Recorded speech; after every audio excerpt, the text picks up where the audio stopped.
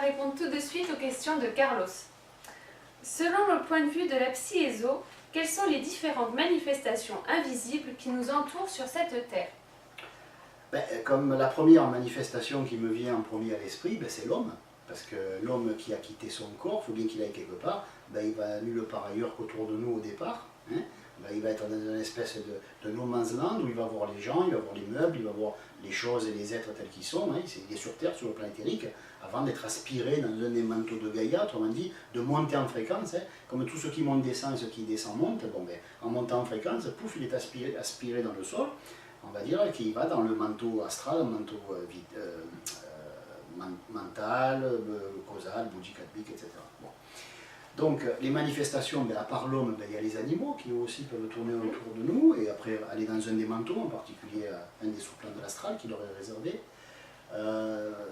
Qu'est-ce qu'il y a encore? Il y a les esprits de la nature, hein, les êtres divins, qui sont, ils sont d'essence divine, c'est-à-dire qu'ils n'ont jamais été créés, ils existent depuis toujours et jamais, ils font partie de l'essence de l'esprit planétaire que nous appelons Gaïa, hein, pour simplifier. Cet esprit planétaire, il a des émotions, et ces émotions se manifestent par des sortes de petits animaux, entre guillemets, hein, des animaux qui ne sont pas physiques, hein. Ce n'est pas les biches, les fans, ou les léopards, ou les chiens, ou les chats, ce sont des animaux, entre guillemets, qui ont des formes un peu spéciales, ne sont pas spécialement beaux, ne sont pas spécialement laids, mais c'est vrai qu'ils peuvent un peu effrayer si on n'est pas habitué, hein. Ils ont des grands yeux en noisette, là, en amande, et ils ressemblent un petit peu d'ailleurs à la vraie, si la mère du monde se présentait avec son vrai visage, on aurait un peu peur, parce qu'elle ressemble plus à un animal qu'à un humain, quoi, voilà.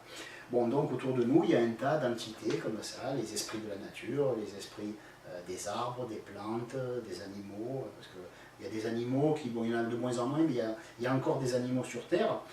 Je le dis parce qu'on me le montre, c'est assez amusant, je ne le savais même pas. Il y a encore des animaux qui ont leur déva juste au-dessus, comme ça, il les suit là.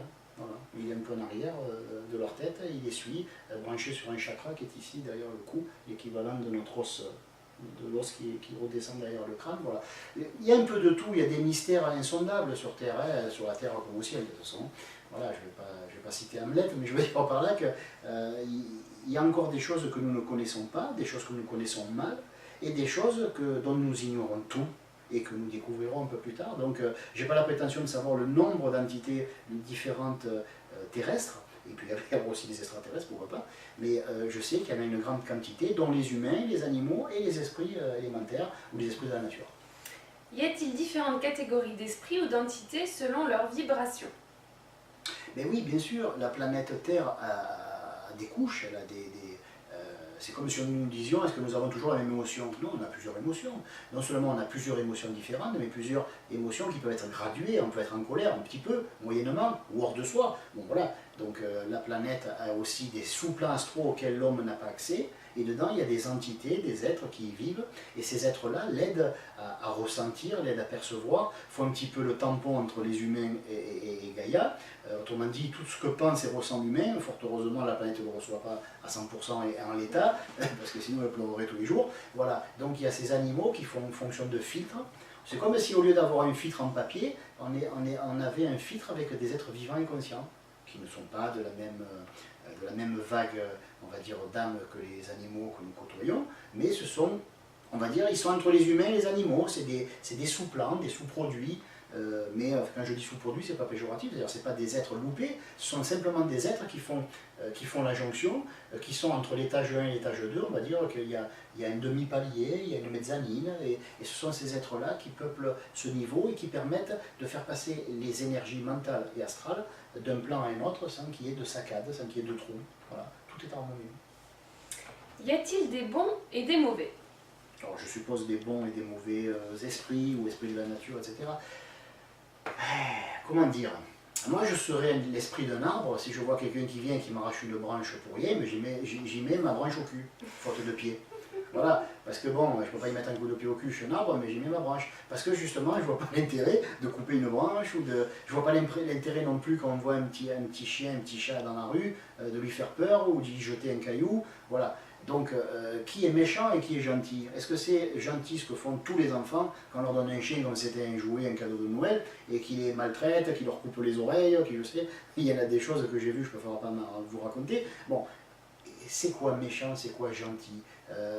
D'ailleurs, gentil, est-ce que c'est justifiable ce que nous appelons nous la gentillesse? Est-ce qu'elle est justifiée, notre soi-disant justice? Est-ce que c'est pas de la méchanceté, notre justice, aux yeux d'autres qui trouveraient ça très méchant?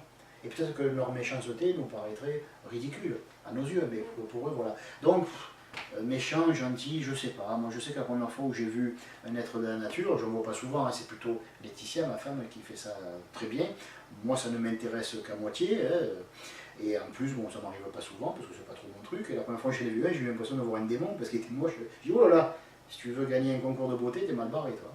Alors, il n'a pas rigolé, parce qu'ils n'ont pas le même sens de l'humour que nous.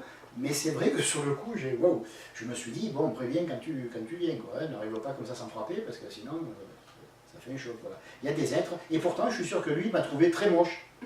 Il a dû peut-être vomir en me voyant, je ne sais pas. Et moi, je l'ai trouvé très moche aussi. Mais lequel de nous deux est beau? Et peut-être qu'il a pensé que ce que je rayonnais était redoutable, que je devais être peut-être un sale con. Ben voilà, bon, ben parce que justement, mon rayonnement n'est peut-être pas adapté au sien. Et ce que je veux dire avec tout cela, c'est tout simplement que nous ne pouvons pas, dans l'état actuel des choses et notre niveau d'évolution, on ne peut pas dire celui-ci est gentil, celui-ci est méchant. On ne sait pas, parce qu'ils sont méchants, pourquoi? Parce qu'ils font un travail qui nous nuit, mais c'est leur boulot. Et nous, peut-être que ce que nous faisons, le seul fait d'exister, on nuit à la nature. On s'installe, on crée une ville qui s'étend, et de ce coup, les animaux, ben, ça tout, ils n'ont plus de forêt, ils n'ont plus rien. C'est la déforestation, c'est voilà. Hein, je ne vais pas relancer le débat, mais je veux dire par là que pour les animaux, est-ce que nous sommes vraiment des êtres exceptionnels? Voilà. Voilà, donc on ne peut pas répondre à cette question. Dernière question. Qu'entendons-nous par esprit de la nature comme les fées, les dragons, les lutins, etc. Bon, je ne vais pas entrer dans le débat cette fois-ci parce que je ne suis pas là pour expliquer aux enfants que le Père Noël n'existe pas, que c'est leurs parents qui achètent des jouets. Mais je veux dire par là que ceux que nous nommons les fées, les lutins, les elfes, les corridans, etc., tous ces êtres-là qui ont reçu un nom, qui ont été imagés, symbolisés, il faut déjà savoir que des êtres comme par exemple ce qu'on appelle les elfes et les corrigans, hein, parce que je ne connais pas beaucoup, moi, je parle de ce que je connais, ces êtres-là ont une capacité, on n'y pense pas, mais on ne le sait pas, ils ont la capacité de nous montrer l'image qu'on a envie. Parce que si ça apparaît sous leur réforme, on balise un peu. Voilà. Donc ils nous montrent l'image d'une fée, c'est très joli une fée, hein, voilà. Mais bon, est-ce que c'est vraiment leur vraie bouille? C'est très joli un corrigan. Hein, un corrigan, ça ressemble, pour vous donner une idée, si vous manque de respect, il va vous paraître très joli. Si vous ne manque pas de respect, vous allez avoir les cheveux qui sont comme ça parce qu'il est horrible. Horrible selon nos critères. Mais un corrigan, c'est une espèce de petit lutin très mince avec des oreilles pointues, poilues. Mais il est mignon, selon nos critères. Mais ça, c'est la version soft qu'ils nous présentent. Parce qu'au début, ils ont vu nos réactions, ils ont dit qu'est-ce qui se passe, ils ont mis peut-être des centaines d'années pour réaliser qu'on n'avait pas peur d'eux, qu'ils étaient gentils, et que tout simplement, ils étaient tellement moches qu'on faisait un bon comme ça. Alors après, ils ont fait des essais, ils ont changé de forme, ils se sont présentés en tant que boule de lumière. Bon, non, on ne savait pas ce que c'était, on les confondait avec autre chose. Et après, ils sont arrivés sous certaines formes, et ces formes n'ont plus. Et il y a des gens qui ont fait, comme les contes de Prérault, tout ça, comme Walt Disney qui a repris un petit peu le sujet, comme les films où on voit des fées avec la fée Clochette, avec bon, on pensait bien que ça ne ressemble pas à ça. Mais pourquoi on a l'impression qu'elles ont des ailes? Parce qu'elles ont des vibrations qui partent comme ça dans leur aura, parce qu'elles ont des chakras très puissants ici sur les épaules, enfin, près du cou, et donc on voit un rayonnement comme ça. Vous avez pensé à un ange, une fée avec des ailes. Et tous les trucs de clochette là, avec les pétillances qui autour des... Bon, mais c'est tout simplement que les gens, il faut savoir que le prana autour des êtres qu'on appelle les fées, et qui, je suis désolé, mais ils n'ont pas cette forme-là, en réalité, le prana s'allume.